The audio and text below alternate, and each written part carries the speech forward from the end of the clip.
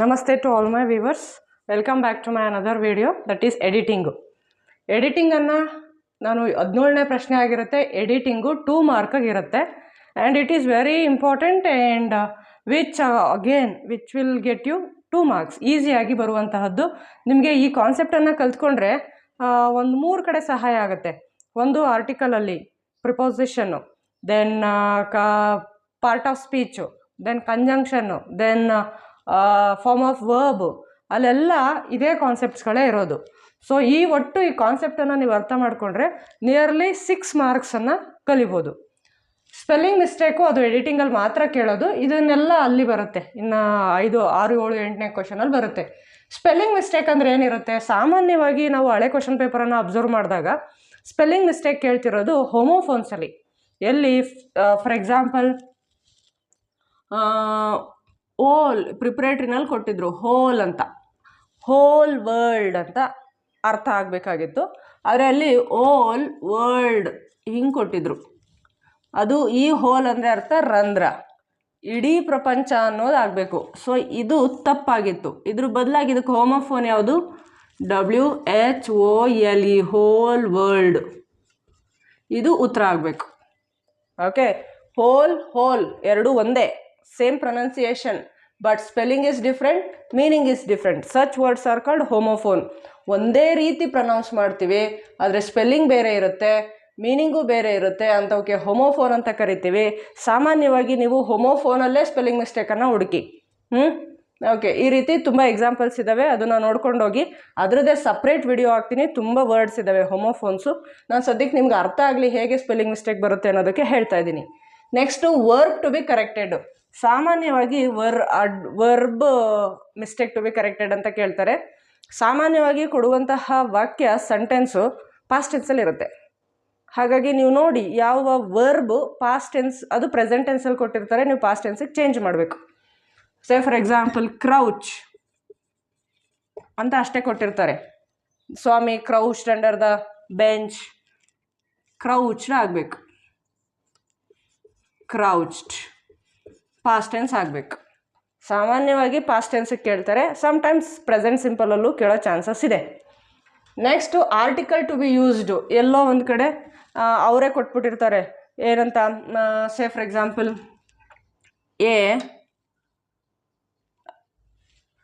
Existing,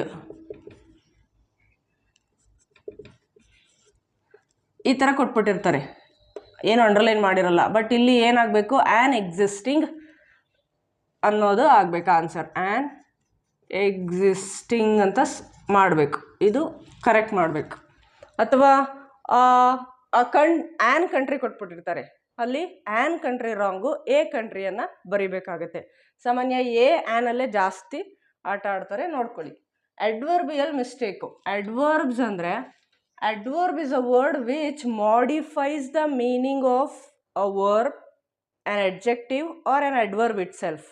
It modifies, it changes the meaning of ಒಂದು ವರ್ಬನ್ನು, ಒಂದು ಕ್ರಿಯಾಪದ ವರ್ಬನ್ನು, ಅಥವಾ ಒಂದು ಅಡ್ಜೆಕ್ಟಿವ್ನ ಮೀನಿಂಗನ್ನು ಚೇಂಜ್ ಮಾಡುತ್ತೆ, ಅಥವಾ ಒಂದು ಅಡ್ವರ್ಬ್ ಮೀನಿಂಗನ್ನೇ ಚೇಂಜ್ ಮಾಡುತ್ತೆ. ಹೇಗೆ, ಫಾರ್ ಎಕ್ಸಾಂಪಲ್ ವರ್ಬ್ ಮೀನಿಂಗ್ ಹೇಗೆ ಚೇಂಜ್ ಮಾಡುತ್ತೆ, ಹಿ ರೀಡ್ಸ್ ಕ್ಲಿಯರ್ಲಿ, ಅವನು ಓದ್ತಾನೆ. ಹೇಗೆ ಓದ್ತಾನೆ, ಕ್ಲಿಯರಾಗಿ ಓದ್ತಾನೆ.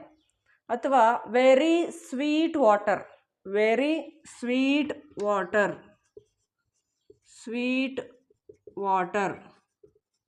ಇದರಲ್ಲಿ ವೆರಿ ಅನ್ನೋದು ಅಡ್ವರ್ಬ್ ಆಗುತ್ತೆ, ಸ್ವೀಟ್ ಅನ್ನೋದು ಅಡ್ಜೆಕ್ಟಿವ್ ಆಗುತ್ತೆ, ವಾಟರ್ ಅನ್ನೋದು ನೌನ್ ಆಗುತ್ತೆ. ಇದು ಅಡ್ವರ್ಬ್. ಹೇಗೆ, water, I drank very sweet water, ನೀರನ್ನು ಕುಡಿದೆ. ಎಂಥ ನೀರದು, sweet water. What kind of water, sweet water. ಇಲ್ಲಿ ಅಡ್ಜೆಕ್ಟಿವು ಗುಣವಾಚಕ ಅಂತ ಹೇಳ್ತೀವಿ. ಈ ನೌನು, ಈ ನೀರು ಎಂಥ ನೀರದು, ಸ್ವೀಟ್ ವಾಟರ್. ಓಕೆ, ಎಷ್ಟು ಸ್ವೀಟ್ ಇದೆ ಅನ್ನೋದನ್ನು ಈ ಪದ ಹೇಳುತ್ತೆ. Very sweet, very sweet, very hot, very thick, very populated country. Very ಅನ್ನೋ ಪದ ಈ ಅಡ್ಜೆಕ್ಟಿವ್ನ ಮೀನಿಂಗನ್ನು ಮಾಡಿಫೈ ಮಾಡ್ತಾ ಇದೆ, ಅಂದರೆ ಎಷ್ಟು ಸ್ವೀಟ್ ಇದೆ ಅನ್ನೋದನ್ನ ಹೇಳ್ತಿದೆ. So adverb is defining adjective, modifying adjective. ಇಲ್ಲಿ. ಅದೇ ರೀತಿ ಇನ್ನೊಂದು ಕಡೆ an adverb itself it modifies. ಹೇಗೆ? Quite clearly, quite clearly. Govind or Ram or Praveen or Asha reads quite clearly. Okay, Archana reads quite clearly. Clearly ಅನ್ನೋದು adverb. Archana ಓದ್ತಾಳೆ clear ಆಗಿ, Sindhu ಓದ್ತಾಳೆ clear ಆಗಿ. ಎಷ್ಟು ಕ್ಲಿಯರ್ ಆಗಿ? ಕ್ವೈಟ್ ಕ್ಲಿಯರ್ಲಿ, ತುಂಬ ನೀಟಾಗಿ. So this word is modifying the adverb. This is adverb. Okay, clearly, clear ಆಗಿ. She reads, ಹೇಗೆ ಓದ್ತಾಳೆ? Clear ಆಗಿ ಓದ್ತಾಳೆ. ಎಷ್ಟು ಕ್ಲಿಯರ್ ಆಗಿ ಅಂದರೆ quite clearly. So here this is also adverb. This is also adverb. This word is modifying another adverb. So adverb is a word which modifies a verb or adjective or an adverb itself. I hope you understood. ತುಂಬ ವರ್ಡ್ಸನ್ನು, ತುಂಬ ಎಕ್ಸಾಂಪಲ್ಸ್ನ solve ಮಾಡಿದ್ರೆ ನಿಮಗೆ ಗೊತ್ತಾಗುತ್ತೆ. And ಬ್ಲೈಂಡಾಗಿ ಹೇಳೋದಾದರೆ adverbs ಅಂದರೆ ಸಾಮಾನ್ಯವಾಗಿ LY ಇಂದ end ಆಗಿರುತ್ತೆ. ಅಡ್ವರ್ಬ್ಸ್ ಕ್ಲಿಯರ್ಲಿ ಎಲ್ಲವೂ ಅಲ್ಲ, ಬಟ್ LY ಇಂದ ಎಂಡ್ ಆಗಿರುವಂತಹ most of the words adverbs ಆಗಿರುತ್ತೆ. And you should also see the meaning. All the words will not be adverbs. And capital letter to be used. Capital letter ಅನ್ನು ಬರೀಬೇಕು. ತುಂಬ ಅಂದರೆ ತುಂಬ ಈಸಿ. ಯಾವುದೇ ವ್ಯಕ್ತಿಯ ಹೆಸರು ಸ್ವಾಮಿ ಅಂತ ಕೊಟ್ಟಿರ್ತಾರೆ, ಎಸ್ನ ಸ್ಮಾಲ್ ಕೊಟ್ಟಿರ್ತಾರೆ, ಹಿಂಗೆ ಕೊಟ್ಬಿಟ್ಟಿರ್ತಾರೆ. ಅದೇನು ಮಾಡ್ಬೇಕು ನಾವು? ಸ್ವಾಮಿ ಅಂತ ಮಾಡಬೇಕು. ಅಥವಾ ಇಂದರ್ ಹಿಂಗೆ ಕೊಟ್ಬಿಟ್ಟಿರ್ತಾರೆ. ಇಂದರ್ ಸತೀಶ್ ಗುಜ್ರಾಲ್ನ ಬ್ರದರ್, ಅದು ಏನಾಗಬೇಕು? ಅಯ್ಯೋ ಕ್ಯಾಪಿಟಲ್ ಆಗಬೇಕು, ಇಂದರ್ ಅಷ್ಟೆ. ಅಥವಾ ಪ್ಲೇಸ್ ನೇಮ್ ಇದ್ದರೆ, ಅಥವಾ ಬಿಗಿನಿಂಗ್ ಆಗಿದ್ರೆ, ಬಿಗಿನಿಂಗ್ ಲೆಟರ್ ಆಗಿದ್ರೆ ಅದು ಕ್ಯಾಪಿಟಲ್ ಆಗಿರಬೇಕು. Such you see all the proper noun will be, first letter will be capital. Next preposition to be corrected. Prepositions ಯಾವುದ್ಯಾವುದು? To, of, for, in, on, across, between, above, below, all such, between, by, with, ಇದೆಲ್ಲ prepositions. ಇದಕ್ಕೆ ಸಂಬಂಧಪಟ್ಟಂತೆ ಯಾವುದಾದ್ರೂ mistake ಇರುತ್ತೆ, ಇದನ್ನು ಕೂಡ ನಾನು ಪ್ರಿಪೋಸಿಷನನ್ನು ಇನ್ನೊಂದು ವಿಡಿಯೋದಲ್ಲಿ ಡೀಟೇಲಾಗಿ ಹೇಳ್ತೇನೆ. ಇದೆಲ್ಲ ಒಂದೊಂದೂ different topics which needs more time. So ಅದು ನಾನು ನೆಕ್ಸ್ಟ್ ವಿಡಿಯೋದಲ್ಲಿ ನಾನು ಮಾಡ್ತೇನೆ. ಪಂಕ್ಚುಯೇಷನ್ ಮಾರ್ಕ್ ಸಾಮಾನ್ಯವಾಗಿ ಕ್ವೆಶ್ಚನ್ ಮಾರ್ಕ್ ಇರುತ್ತೆ.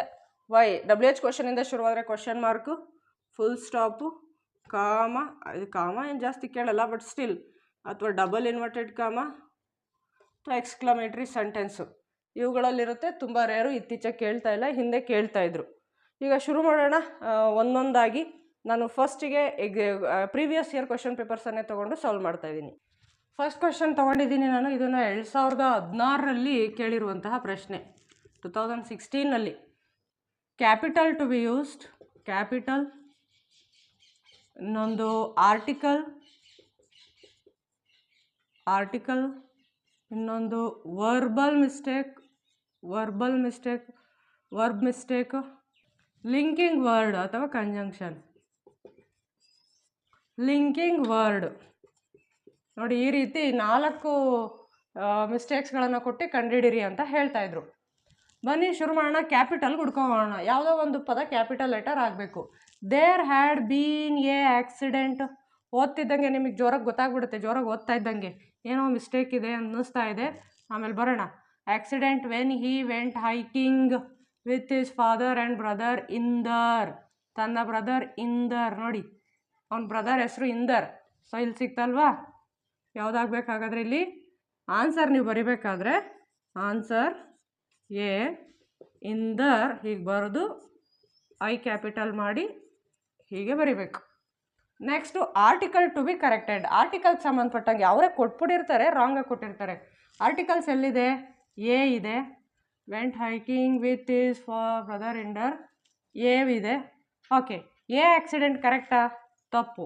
ಎ ಬ್ರಿಡ್ಜ್ ಕರೆಕ್ಟಾ? ಕರೆಕ್ಟ್ ಇದೆ. ಗೊತ್ತಿದ್ದಂಗೆ ನಿಮ್ಮ ಹೇಳ್ಬಿಡ್ಬೋದು there had been a accident ಅಲ್ಲ, ಆ್ಯನ್ ಆಕ್ಸಿಡೆಂಟ್ ಆಗಬೇಕು. ಬಿ ಈಸ್ ಎ ಬರೋದು ಅದ್ರ ಮುಂದಕ್ಕೆ ಆ್ಯನ್ ಬರೀಬೇಕು. ನೆಕ್ಸ್ಟು ವರ್ಬಿಗೆ ಸಂಬಂಧಪಟ್ಟಂತಹ ಮಿಸ್ಟೇಕು.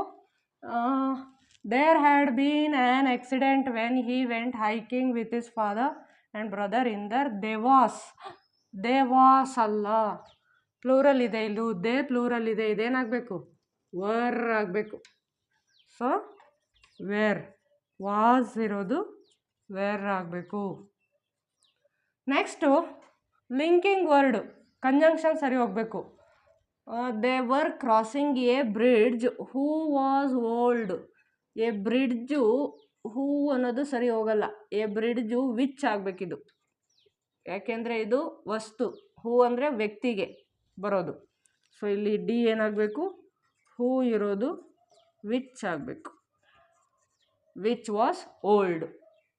ಇನ್ನೊಂದು ಎಕ್ಸಾಂಪಲ್ ನೋಡೋಣ. ಈಗ ಇಲ್ಲಿ ಕ್ವಶನನ್ನು ಓದಿ ಡೈರೆಕ್ಟಾಗಿ ನೀವು ಬೆಟರ್ ಕ್ಲೂಸನ್ನು ನೋಡಿಕೊಂಡು ಆನ್ಸರ್ನ ಹುಡುಕಿ. Use capital letter. ಎಲ್ಲೋ ಒಂದು ಕಡೆ ಕ್ಯಾಪಿಟಲ್ ಲೆಟರ್ ಬೇಕಾಗಿದೆ ನೋಡಿ. Last Sunday Jack and I, ಜಾಕನು ಮತ್ತು ನಾನು. ಜಾಕ್ ಅಂದರೆ ಏನದು?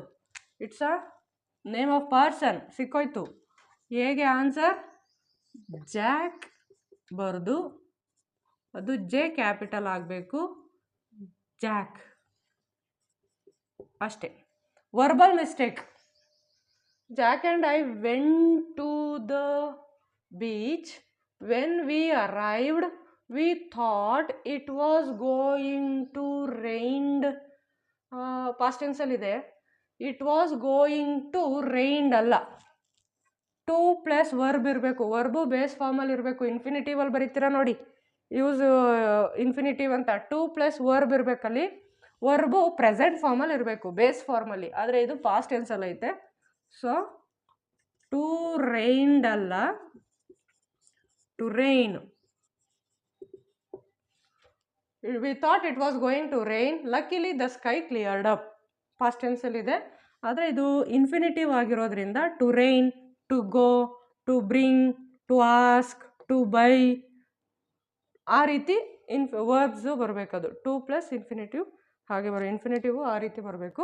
ಈ ಕ್ವೆಶನಲ್ಲಿ ಏನಿದೆ, ಡೈರೆಕ್ಟಾಗಿ ಕ್ಲೂಸನ್ನು ನೋಡೋಣ. ಸ್ಪೆಲ್ಲಿಂಗ್ಗೆ ಸಂಬಂಧಿಸಿದಂತಹ ಮಿಸ್ಟೇಕ್ಸ್ಗಳಿದೆ, ನೋಡಬೇಕು. ನಾನು ಆಲ್ರೆಡಿ ಸ್ಪೆಲ್ಲಿಂಗ್ಗೆ ಸಂಬಂಧಿಸಿದಂತೆ ಹೋಮೋಫೋನನ್ನು ಹುಡುಕಿ. Hemanth move to the edge of compound to pluck flowers. He lost balance. Lost ಅಂದ್ರೇನು? ಕೊನೆಯ ಅಂತ ಅರ್ಥ. ಕೊನೆಯ ಬ್ಯಾಲೆನ್ಸ್ ಅಲ್ಲ, ಈ ಬ್ಯಾಲೆನ್ಸನ್ನು ಕಳ್ಕೊಂಡ ಅನ್ನೋ ಅರ್ಥ. ಸೊ ಏನಾಗಬೇಕು? ಎ ಲಾಸ್ಟ್ ಇರೋದು LOST, ಲಾಸ್ಟ್ ಆಗಬೇಕು. Last balance. ಫೆಲ್ ಡೌನ್, ಬಿದ್ದ. ಬಟ್ ಬ್ರೋಕ್, ಬಿದ್ದ ಆದರೆ ಕಾಲು ಮುರ್ಕೊಂಡ ಅರ್ಥ ಸರಿ ಬರಲ್ಲ. ಕಂಜಂಕ್ಷನು ಇಲ್ಲಿ ನೋಡಿ, ಕಂಜಂಕ್ಷನ್ ಅಥವಾ ಲಿಂಕರು. ಬಟ್ ಅನ್ನೋದು ರಾಂಗ್ ಆಗಿದೆ, ಬಟ್ ಜಾಗದಲ್ಲಿ ಆ್ಯಂಡ್ ಇರಬೇಕು. Lost his balance, fell down and broke his leg ಸರಿಯಾದ ಉತ್ತರ.